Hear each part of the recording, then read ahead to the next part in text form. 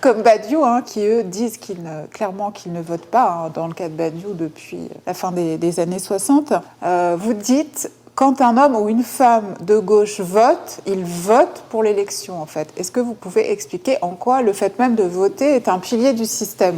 À un moment, je m'interroge sur la bizarrerie d'un électeur de gauche. Je dis que c'est une oxymore. Évidemment, je provoque un peu en disant ça et je force un peu le trait, mais je suis pas loin de le penser. Pourquoi ? Parce que je m'étonne que des gens de gauche, c'est-à-dire puissamment de gauche, c'est-à-dire des gens dont un des axiomes me paraît ce que j'appelle la pensée structurelle, ne prennent pas en considération le fait que l'élection a été très largement organisée par la bourgeoisie et par la classe dominante. Une élection, c'est toujours un mode d'intervention qui est organisé, qui est régulé par la classe dominante, la classe au pouvoir. En l'occurrence, nous vivons sous le régime électoral défini par un acolyte ou un bras droit du général de Gaulle qui s'appelait Michel Debré, qui n'était pas un grand révolutionnaire.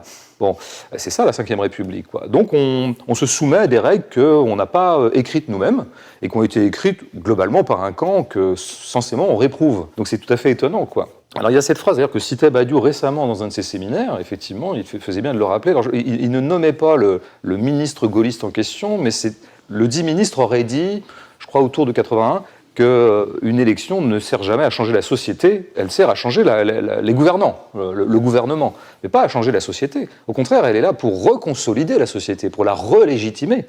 Donc quand on vote, même si c'est très à gauche, même si c'est de façon consistante à gauche, on participe à la relégitimation du système, quoi, qui a besoin de cette légitimité dite populaire tous les 5 ans, pour parler de l'élection présidentielle, ou tous les 6 ans pour les municipales, etc.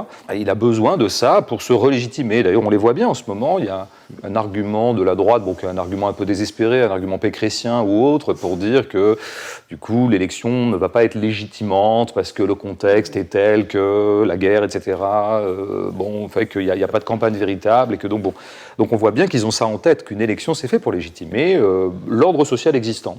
Et c'est toujours un peu ce qu'on fait. Il n'y a qu'à voir aussi la panique qui prend les dominants, les gardiens de l'ordre social, quand ils voient arriver une abstention un peu conséquente. Ils ont quand même besoin que le vote ait lieu, quoi, pour tout un tas de raisons. Alors je crois que ce dispositif a été très très largement imaginé, conçu, régulé au service de l'ordre social existant.